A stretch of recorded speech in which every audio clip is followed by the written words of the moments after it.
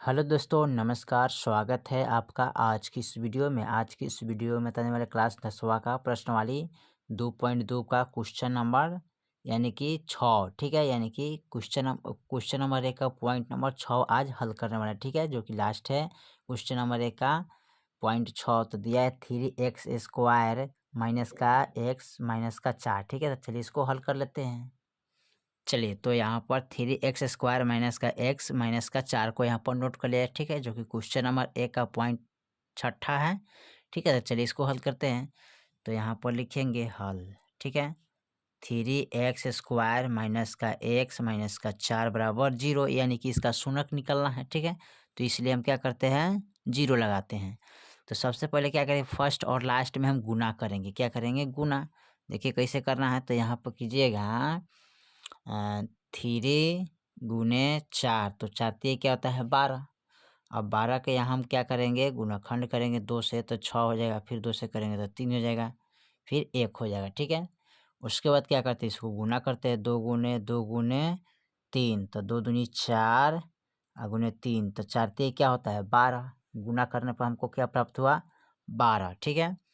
चलिए अब इसको क्या करना है, जोड़ने घटाने पर हमको क्या आना चाहिए, माइनस का x आना चाहिए, यानी एक x आना चाहिए, ठीक है। तो यहाँ पर -4 लिखेंगे और -3 लिखेंगे। और देखिए माइनस माइनस प्लस होता है, लेकिन 4 में से, ठीक है, यानी कि एक प्लस में डालेंगे तब हमारा जाके उतना पड़ा, ठीक है। चलिए इसको प्लस में डालते हैं। तो माइनस प्लस माइनस, तो 4 में से 3 गया, कितना बचेगा, 1 बचेगा, ठीक है। यानी कि 1 बचेगा, माइनस का 1 हो जाएगा, ठीक है। यही तो पूछा है, तो यहाँ पर हम इसका नोट कर लेंगे, ठीक है। तो चलिए इसको लिखते हैं 3x² माइनस का 4x अब प्लस का 3x, ठीक है, और माइनस का 4 बराबर 0। अब 1 2 3 4, अब इसको क्या करते हैं, इस तरह जोड़ा लगा देते हैं, ठीक है। चलिए उसके बाद क्या करते हैं, इसको अब इसमें से कोमा लेंगे। तो कोमा कैसे लिया जाता है, यहाँ पर देखिएगा ध्यान से। तो यहाँ लिखेंगे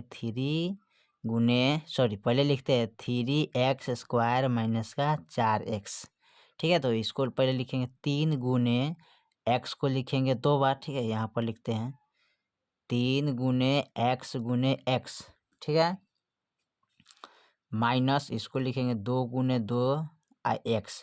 अब देखिए दोनों में कौन मिल रहा है, तो इसमें भी x है और इसमें भी x है, तो x क्या करते हैं, कोमा लेते हैं। अब बच गया ये में 3x, तो यहाँ लिखेंगे 3x माइनस इसमें बच गया 2 दूनी 4, ठीक है। तो यहाँ पर लेंगे x कोमा लीजिएगा, तो यहाँ पर लिखिएगा क्या, 3x माइनस का 4, ठीक है। अब देखिए इस स्थिति में यहाँ पर कोमा लेने का कोई आवश्यकता नहीं, 3x माइनस 4 तो 3 गुने, ठीक है, x माइनस 2 गुने 2, ठीक है।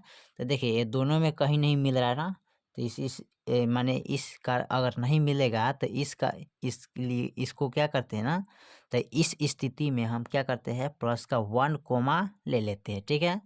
अगर दोनों में नहीं मिला तो हम क्या करते हैं, एक कोमा ले लेते हैं। अब यहाँ पर लिखेंगे 3x माइनस का 4 बराबर 0। और देखिए अंदर वाला हमारा सेम टू सेम आना चाहिए, बराबर आना चाहिए, ठीक है। इसमें भी 3x माइनस 4 और इसमें भी 3x माइनस 4 है, ठीक है। इसमें भी आ गया। चलिए अब क्या करते हैं, बाहर वाला लिख लेते हैं। तो x प्लस 1, यानी कि बाहर वाला एक यहाँ x है, यहाँ प्लस 1 है। उसके बाद क्या करते हैं, दोनों में कोई एक लिख लेंगे। तो 3x माइनस का 4 बराबर 0, ठीक है। चलिए उसके बाद क्या करते हैं, इसको हम शून्य निकाला है ना, तो लिखेंगे x प्लस 1 बराबर 0। यहाँ लिखेंगे 3x माइनस 4 बराबर 0, ठीक है। तो यहाँ पर x, और देखिए प्लस में तो इधर लाएंगे तो माइनस में हो जाएगा, ठीक है। तो माइनस का 1 हो गया। अब यहाँ पर देखिए 3x अब बराबर माइनस में है तो चल जाएगा प्लस में। अब यहाँ पर x बराबर निकालिएगा तो 4 बटा क्या हो जाएगा, 3 हो जाएगा ना। चलिए तो इसको मानते हैं अल्फा और इसको मानते हैं बीटा, ठीक है। अब इसको जांच करना है ना, इसका शून्य जांच करना है, ठीक है। तो चलिए करते हैं जांच, ठीक है। तो यहाँ पर जांच कर लेते हैं, शून्यको का योगफल बराबर, फार्मूला क्या होता है, तो इसका फार्मूला होता है अल्फा प्लस बीटा, ठीक है। अल्फा प्लस बीटा बराबर माइनस का एक्स का गुणांक, ठीक है, बटा, ठीक है, एक्स स्क्वायर यानी कि एक्स स्क्वायर का गुणांक, ठीक है, इस तरह लिख सकते हैं। थोड़ा यहाँ पर गलत हो गया, इसको कट लेते हैं, ठीक है, यहाँ पर लिख लेते हैं इसको माइनस एक्स का गुणांक, ठीक है, अब बटे एक्स स्क्वायर का गुणांक, ठीक है। चलिए तो अल्फा प्लस बीटा का मान क्या है, अल्फा का मान है -1 और प्लस बीटा के मान क्या है 4/3, ठीक है। अब इसका देखिए एक्स का गुणांक इसमें क्या है, यहाँ पर ध्यान देना है, ठीक है, एक्स का गुणांक में कौन आता है, ठीक है।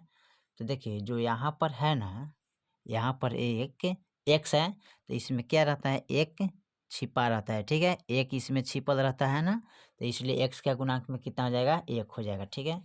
तो चलिए यहाँ पर लिख लेते हैं, बराबर में क्या लिखेंगे, -1, ठीक है। चलिए अच्छा, उसके बाद कह रहा है एक्स स्क्वायर का गुणांक में, ठीक है। तो यहाँ पर देखिए एक्स स्क्वायर के गुणांक में क्या है, तो एक्स स्क्वायर के गुणांक में 3 है यहाँ पर, ठीक है, तो 3 को लिख ले लेंगे, ठीक है। तो चलिए यहाँ पर हम 3 ले लिए, ठीक है। अब इसको हल करेंगे, बट्टा में कुछ नहीं तो 1 लगा दीजिए, ठीक है। अब 1 3 का गुणाखंड करिएगा तो कितना आएगा, 3 आएगा, ठीक है। 1 का टेबल से भाग कीजिएगा तो 3 मरतबे 3 से इसमें गुणा करिएगा तो -3 प्लस का 3 एकम 3 4 हो गया ना। अब इसको क्या करेंगे, हल करेंगे तो क्या आएगा, कितना आएगा, यानी कि माइनस प्लस माइनस, तो 4 में से 3 गया तो क्या हो जाएगा, सॉरी यहाँ पर 1 आएगा ना, 1/3 हो जाएगा, बराबर में ये माइनस से माइनस कट गया तो बच गया 1/3, ठीक है। तो ये भी क्या है, बराबर है, ठीक है। अब इसको जांच करना है क्या, शून्यों का गुणनफल, ठीक है, शून्यों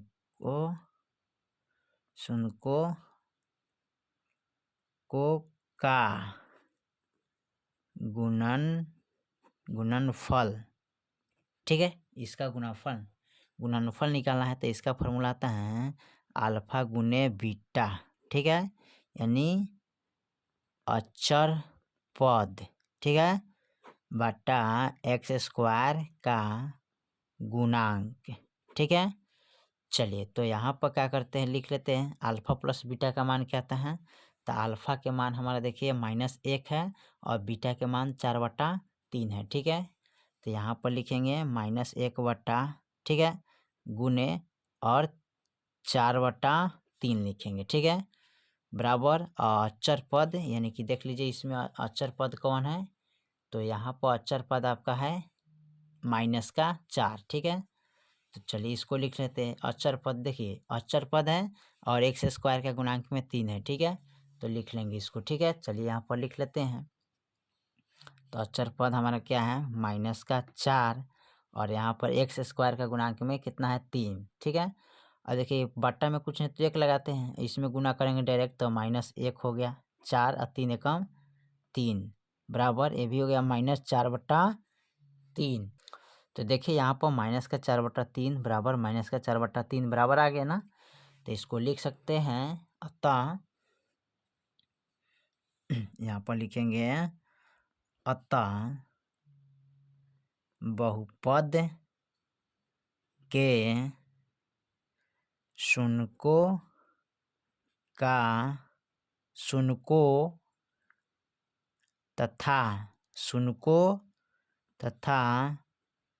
शून्यों का योगफल